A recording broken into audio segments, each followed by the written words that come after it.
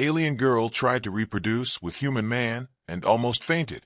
The cornfield had not expected visitors from the stars, and it certainly had not expected one to fall directly into its center with all the grace of a sack of wet laundry.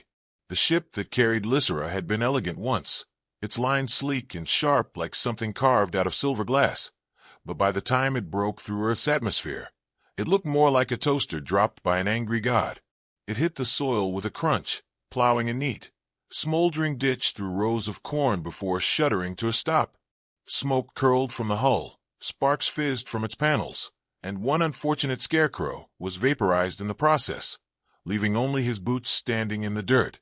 The hatch hissed open, struggling as though offended by the indignity of its crash, and Lysera stepped out. Her boots crunched on the earth's soil, and she blinked at the night sky overhead, stars twinkling with unnerving familiarity. Her people had whispered about this planet, but she had expected something grander than the faint smell of manure and fried tractor oil. She straightened, adjusting the strange cloak she had fashioned from her ship's insulation, and her long ears twitched instinctively at the chorus of crickets. Their song felt odd, almost mocking, like the field itself was laughing at her. A voice rang out from the shadows. "Well, that's a new kind of combine harvester." Lysera froze, eyes narrowing. A human. She had read about them, studied them, prepared to blend among them if necessary, but this was far too soon. She turned, ears flicking toward the sound, and found herself staring at a farmer, broad-shouldered, wearing overalls, and pointing a flashlight like a weapon. His jaw worked as though chewing invisible tobacco. "Who sent you?" he demanded, then frowned. "And why are you dressed in tinfoil?" Lysera lifted her chin, channeling all the authority she could muster. "I am Lysera of the Veari." "Bless you," the farmer replied. She blinked, unsure what ritual response was expected. That was not a sneeze.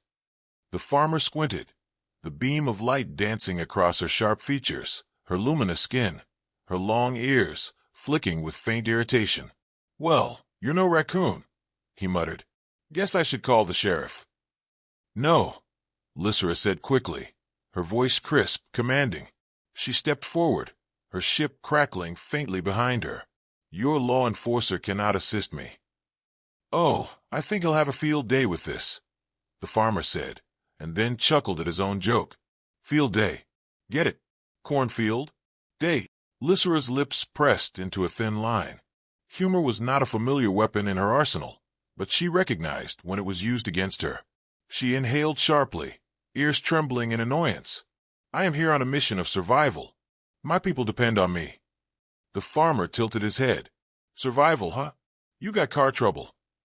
She glanced back at her smoking ship, then back at him. Yes, the absurdity of the exchange gnawed at her composure. She had trained for encounters with hostile humans, negotiation tactics, memory wipes, calculated intimidation, but nothing about this human seemed particularly hostile. He seemed amused. Worse, he didn't appear to take her seriously at all. Her ears twitched again, betraying her agitation. Then the farmer lowered his flashlight, sighing. "Well, I don't know if you're from Mars, Hollywood, or just the circus, but you better get off my land before my cows start fainting from all that smoke." At that, Lysera straightened fully, her regal demeanor returning. "I require shelter. And food." "You require," the farmer echoed, lips quirking. "Well, isn't that nice? Do you also require a hot bath and room service?" "Yes," Lysera said without hesitation. The farmer barked a laugh, loud and genuine. "Lady, you've either lost your mind or landed it. Fine, come on. My wife left me years ago, so I guess one alien house guest won't make things worse." Lysera blinked at the word. "House guest?" "Yeah, you'll see." He gestured toward a flickering light in the distance, a farmhouse, weathered and leaning slightly to one side, as though tired of standing after decades in the wind. Lysera hesitated, glancing back at her ship. It wasn't going anywhere soon. The engine still smoked like a dying volcano. She followed him, her long ears twitching at every new sound. The whine of insects, the croak of frogs, the rustle of corn stalks in the wind. Earth was alive in ways her homeworld had long forgotten. She felt the hum of energy in the soil, the pulse of something ancient and wild beneath her boots. And though she hated to admit it, the human's offhand humor grounded her more than her training ever had. Inside the farmhouse, the farmer offered her a sandwich, 2 slices of white bread with something pink and suspicious in the middle. She studied it warily. "It's bologna," he explained. "Don't ask what's in it. Even I don't know." Lysera sniffed it, then took a cautious bite. Her face tightened. "Your species consumes this?" "Only when the fridge is empty," he said with a shrug. She chewed, forcing herself not to gag, and muttered, "We have committed crimes against ourselves, but nothing like this." The farmer chuckled again, leaning back in his chair. "Welcome to Earth." For the first time since leaving her dying world, Lysera allowed herself the smallest of smiles. Not because she felt safe, she didn't, but because somehow, despite the wreckage, the smoke, and the terrible sandwich, this strange planet had already begun to disarm her. And though she would never admit it, the farmer's humor was the first warmth she had felt in years. Eli had not planned to bring home an alien that evening. But then again, most of his plans never survived contact with reality.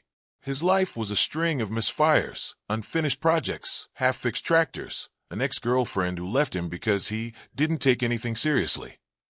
And now here he was, standing in his kitchen while a woman with glowing skin and long ears examined his toaster as though it were an artifact from a dead civilization.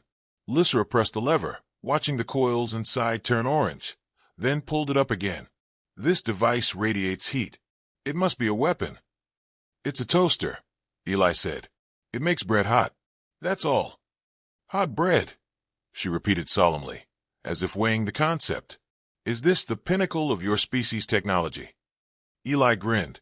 "Pretty close. We're also good at microwaves and reality television."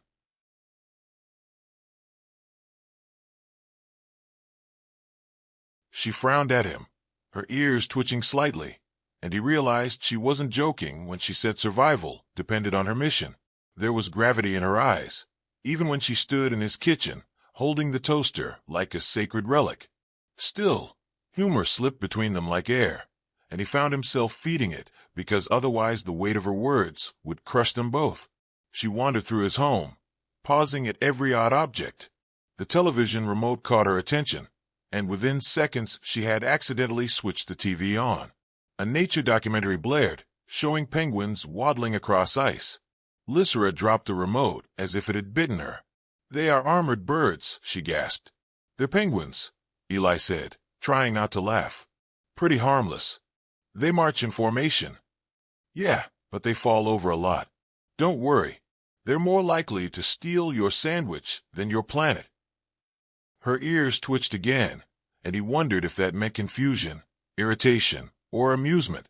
Either way, she kept her distance from the TV after that, circling it cautiously as though it might suddenly leap to attack her. Later, he found her in the bathroom, standing at the mirror and staring at the shower curtain she had wrapped around herself earlier. She tugged at the plastic, frowning. "I assumed this was a ceremonial garment," she said, "but its material is inadequate."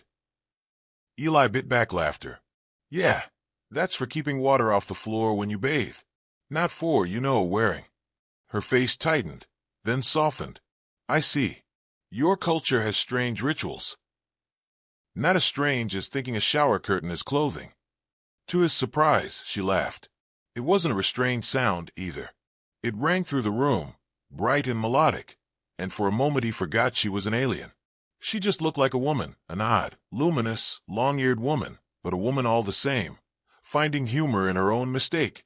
When she finally calmed, she asked him about Earth. Her questions came quickly, sharper than any interrogation, but delivered with curiosity rather than suspicion. "Why do your people divide your planet into invisible lines? Why do you poison your oceans and still drink from them? Why does your species create devices that connect you across continents, but use them to shout insults instead of wisdom?" Eli had no good answers. "Habit mostly. We're complicated. Half genius, half disaster. Like raccoons with Wi-Fi." She blinked. "What is a raccoon?" "A little animal that'll eat your garbage and then fight you for fun." Her ears twitched in alarm. "And they're allowed to live?" "They're basically unstoppable." Eli admitted. Lysera digested this with solemn gravity, and then nodded as though Earth's survival made more sense now. Perhaps your species does have potential, if you can coexist with raccoons. The night deepened outside, cicadas singing through the walls, and for the first time Eli realized how quiet his life usually was. The alien woman's presence filled the silence he hadn't noticed before. She was an odd mix of regal and clumsy, commanding and uncertain. One moment she seemed like she could level cities with a gesture. The next she was struggling to figure out the zipper on his jacket. When she finally sat at his kitchen table, her expression sobered. Eli, my purpose here is not accident. My people cannot continue. Our cycles of renewal have failed. The spark that once allowed us to endure is gone. Eli leaned back, crossing his arms. And you think humans have the spark? Yes. Her voice carried the weight of centuries. There are whispers that our bodies might bond with yours, that something in your genome still remembers how to survive when all else fails. Wait, Eli said slowly. Are you saying your grand plan for saving your entire civilization is me? Her gaze did not waver. Yes. He barked a laugh before he could stop himself. Well, that's a terrible plan. You couldn't have picked worse. I can't even keep my truck from breaking down. But she didn't smile. I chose you because you did not run when you saw me. You did not point your weapon. You made jokes. That's just how I deal with things, he said, scratching the back of his neck. And yet it worked, she replied. For a moment they sat in silence. The absurdity of it all pressed down on him. An alien in his kitchen, telling him the fate of her species depended on him. He wanted to laugh, but the look in her eyes made him stop. She believed it. Finally, Eli exhaled. Okay, but I've got to warn you. If this involves anything more complicated than making toast, we're both doomed. Lysera tilted her head, ears twitching. Perhaps doom is not the worst outcome. Sometimes doom is just the beginning of something else. He wasn't sure what unnerved him more, that she believed that, or that some part of him wanted to believe it too. Lysera sat cross-legged on Eli's living room floor, her long ears angled forward, as though listening to something he couldn't hear. She had asked him to switch off the lights and unplug every humming device in the house. The refrigerator was sulking in silence. The ceiling fan hung motionless, and Eli was beginning to wonder if she was preparing a séance instead of saving her species. You must be still, she said firmly. I'm already still, Eli muttered. If I get any stiller, I'll be furniture. This is not a matter for humor. Everything's a matter for humor. Trust me, I tried going serious once, and I pulled a muscle. Her ears twitched, the faintest flicker of amusement betraying her. Then she closed her eyes and placed both hands flat against the floorboards. The room hummed faintly, though Eli wasn't sure if it was his imagination or something real. He leaned forward, trying to peer at her glowing skin, without making it obvious. She looked fragile and strong at the same time, like a glass sword. After a long silence, she spoke again. Our bonding is not like your species' rituals of coupling. It is deeper. Our cells must align. Our minds must touch. If it succeeds, I will be remade. If it fails. She didn't finish. Her voice trailed off into the dark. Eli scratched his chin. Well, that's encouraging. You know how to sell a guy on an idea. Her eyes opened, glowing faintly now. Are you afraid? Terrified. But that's my baseline setting, so don't take it personally. She didn't smile this time. Instead, she leaned forward and touched his wrist, her fingers cool and precise. He felt a tingle rush up his arm, like static from a balloon, except it sank deeper into his veins. His first instinct was to yank away, but her grip tightened, not painfully, but insistently, as though letting go wasn't an option. The tingling spread into his chest, then his head. For a moment he swore he smelled rain, even though the air outside was dry. He blinked and saw flickers, shapes, colors, shards of memory that weren't his. Stars collapsing in slow motion, towers of crystal breaking apart, a sea of voices singing the same note until it shattered the sky. He gasped. Okay, that's new. Lysera's face tightened, her long ears quivering violently now. It begins. Her body trembled, shoulders shaking as though she were caught between two worlds. Eli panicked, trying to pull back, but her strength surprised him. She clung to him, and her glow brightened until the whole room flickered with alien light. Her breath came shallow, and she sagged against him, half collapsing. Hey, don't you pass out on me," Eli said, catching her before she hit the floor. "I didn't sign up for CPR and Alien." Her forehead pressed against his chest, her voice weak, but steady. "It is too much. I did not anticipate this intensity." "Yeah, I know the feeling," he muttered. "First time I tried hot sauce, I nearly died." Her laugh came out shaky, but it was there, and that small sound kept him from spiraling into full panic. She clung to him, her whole body trembling like an overloaded wire. His arms tightened around her instinctively, steadying her. He whispered without meaning to, "I've got you. I'm not letting go." Her ears stilled. She lifted her head, just enough to meet his eyes. For the first time, she looked afraid, not of him, but of what they had started.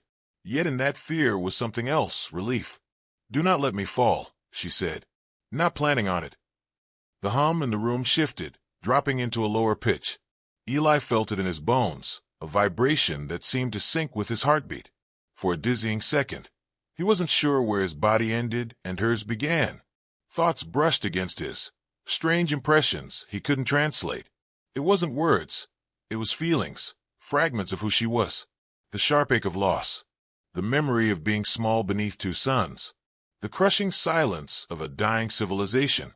"Wow," he breathed, dazed. "You're carrying all that around? No wonder you're cranky." Her lips twitched, though she still shook in his arms. "Your humor, it shields you. And now it shields me."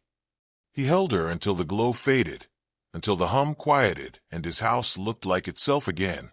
When it was over, Lysera sagged against him completely, exhausted but alive. Eli let out a shaky breath. "So, was that a good tremble or a call an ambulance tremble?"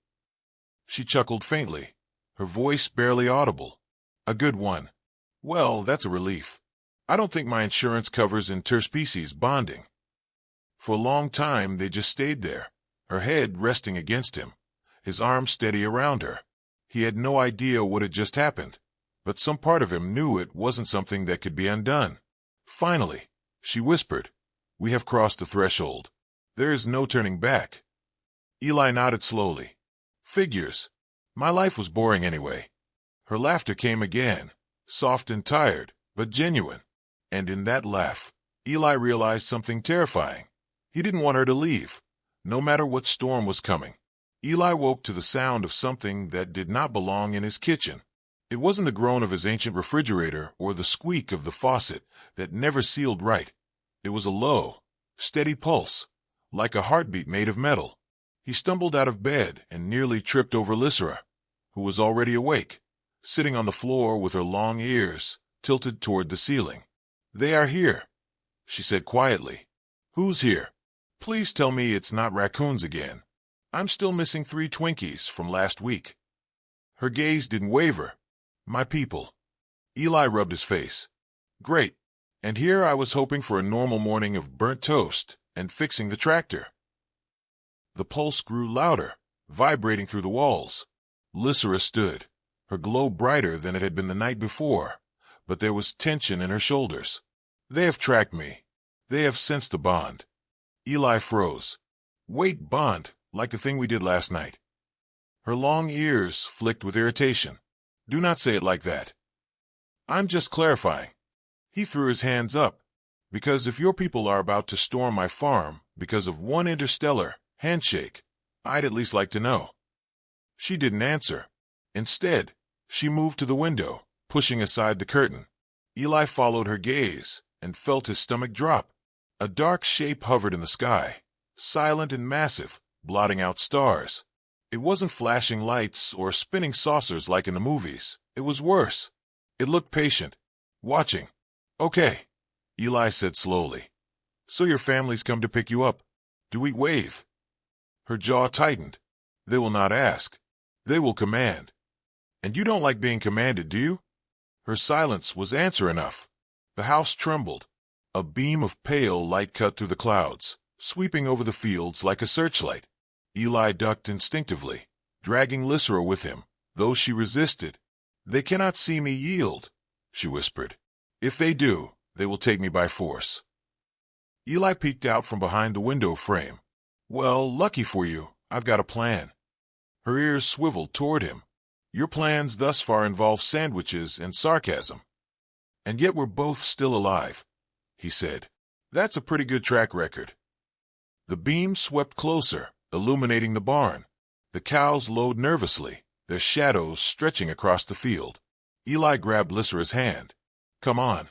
They bolted outside, slipping through the tall grass until they reached his truck. It was an ancient machine, more rust than metal, but Eli slapped the hood like it was a loyal steed. "Star Beast," he declared. Lysera tilted her head. "You named your vehicle?" "Every hero needs a trusty sidekick. This sidekick is leaking oil." "It's called character," Eli said, shoving her into the passenger seat. "Now buckle up." She fumbled with the seat belt until Eli leaned over and snapped it into place for her. Her glow lit the inside of the truck, casting strange shadows across the cracked dashboard. The engine coughed when he turned the key, then wheezed like an asthmatic dragon. Lysera gave him a sharp look. "Don't you dare insult Star Beast," Eli warned. "She's temperamental but loyal." The truck roared to life, just as the beam swept toward them. Eli slammed his foot on the gas, and the tires squealed against the dirt. They tore across the field, cornstalks snapping in their wake. Above them, the ship shifted. The light followed, brighter, faster. Lysera gripped the seat with one hand and Eli's arm with the other. "You cannot outrun them." "Sure I can," Eli said, "as long as they play by Earth traffic laws." "This planet does not have traffic laws for spacecraft." "Then I've got the advantage." For a moment, the absurdity made her laugh despite herself.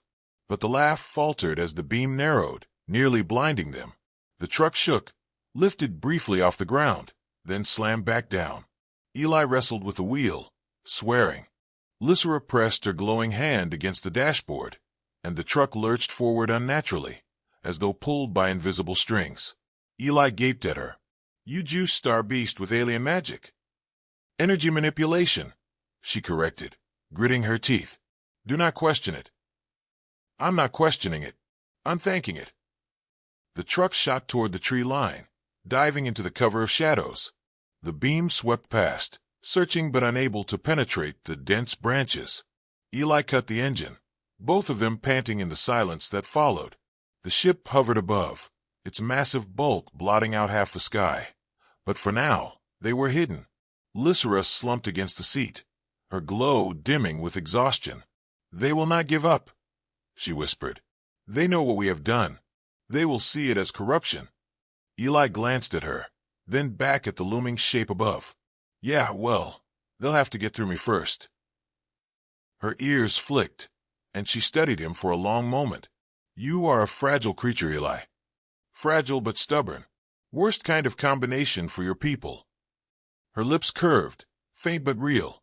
"Perhaps the best kind for me." The ship above shifted again, sending ripples of light across the sky. Eli tightened his grip on the steering wheel, his heart pounding, and muttered, "I swear, if they dent Star Beast, it's war."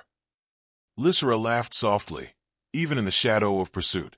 Somehow, against the weight of an entire civilization bearing down on them, humor still found a way to survive.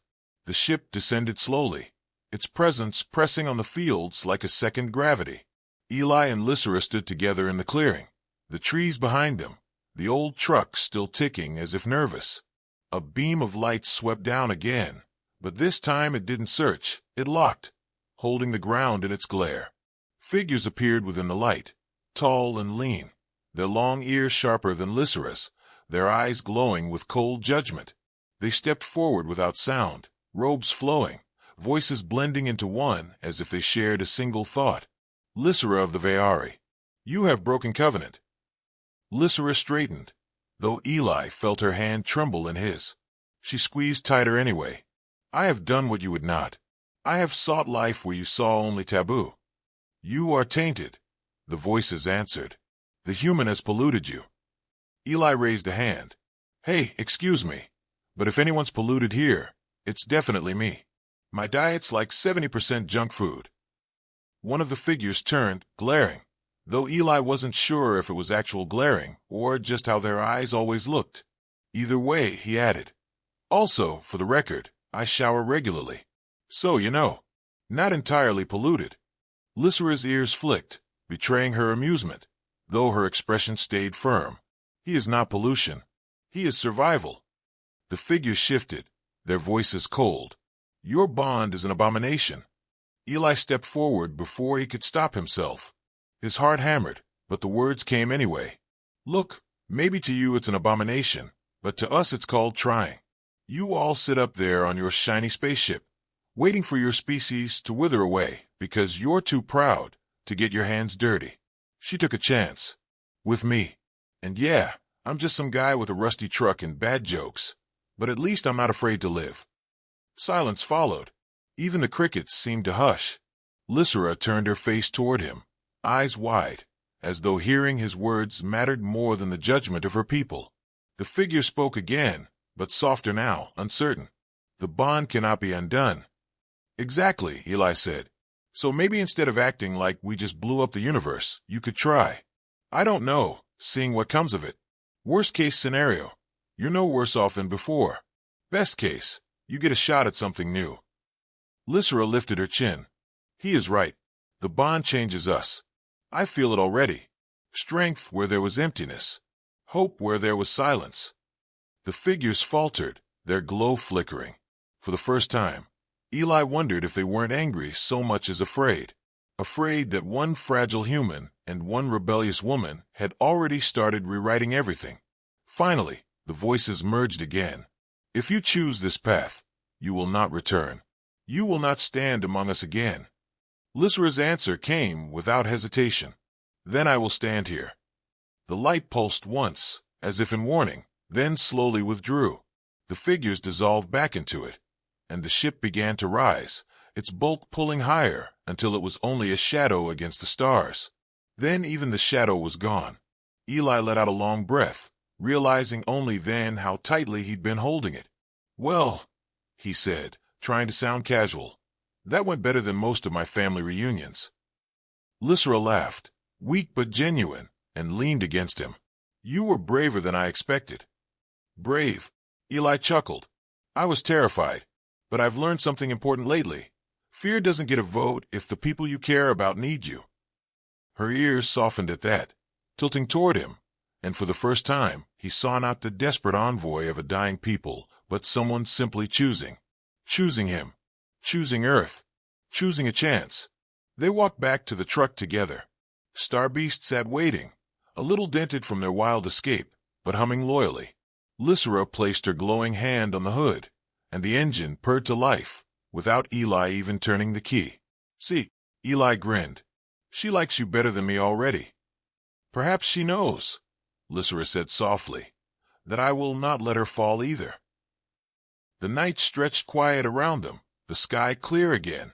The farm looked ordinary, almost stubbornly so, as if daring the universe to challenge its simplicity. But nothing was ordinary anymore. Not for Lysera. Not for Eli. He glanced at her as they drove back, headlights cutting across the fields. So what now? Now, she said, her long ears flicking forward. We begin. Together. Eli smirked, tapping the wheel. Just so you know, beginning usually involves fixing fences, mowing the lawn, and figuring out how to keep raccoons out of the garbage. Her laughter filled the cab, bright and unafraid. Then teach me. And with that, the final trace of fear dissolved. Whatever storms waited ahead, they would face them with humor, with stubbornness, and with something far stranger and stronger than either of them had expected. Something that felt unstoppable. The end.